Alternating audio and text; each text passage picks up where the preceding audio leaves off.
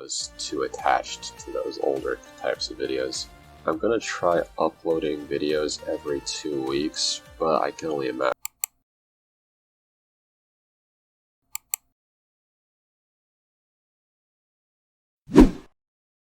Well,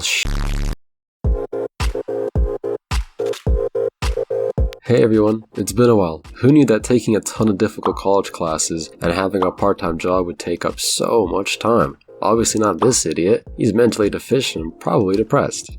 Okay, for real, while it has been a difficult semester for me, I did get some time to work on the game, and I feel this is the perfect time to show just what has changed. To summarize the last episode, I started creating an FPS game set in the Spanish-American War with huge, open-ended battles and a unique mechanic that allows players to switch between playing as different soldiers on the field.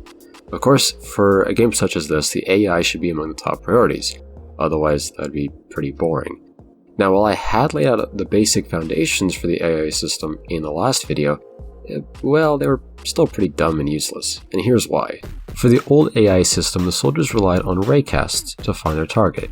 Yes, raycasts are great, but not for searching things, because raycasts are a single ray, a line really, which means to detect other soldiers, the ray had to be dead straight on the target.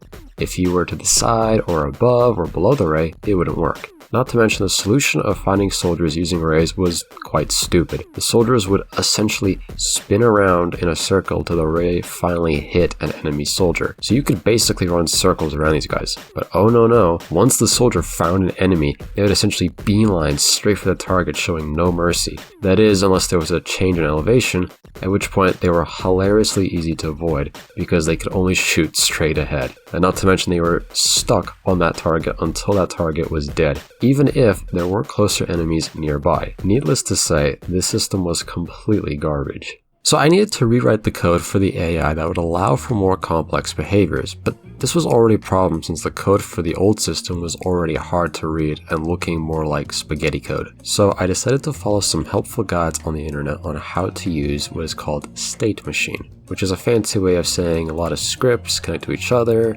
and these switch between scripts, and it's like a web, and it's boring shit. You don't need to worry about that. Currently, there are only 4 states, but only 2 of them have actually been implemented, a search state and a fight state.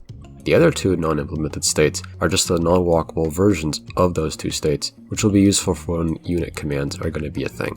How the system works is that there's a manager which keeps track of all the soldiers on both sides of the battle. A soldier will check that list frequently to see if there are any soldiers within a close radius, and if so, which soldier is the closest. Once it finds a target, it switches to the fight state, and will travel in the direction of that soldier. As it does this, it'll update its aim every so often to account for elevation changes, and as soon as its aim aligns with the target, it uses raycasts to fire the weapon at the target. If at any moment it finds a closer enemy, it makes that its new target.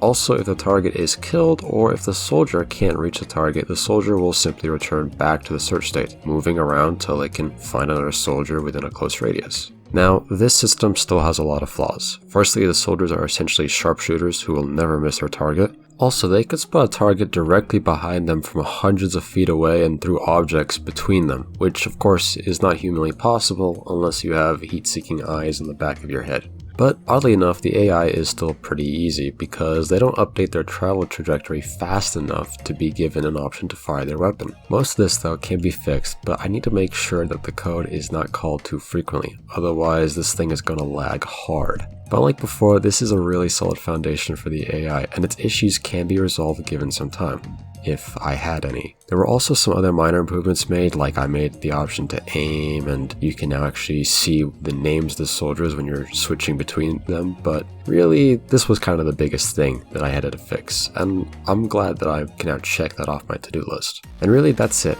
I can't promise much till the middle of December because of how hectic this semester has been for me, but hopefully I won't be an idiot and take so many classes next semester. Until then though, thanks for watching.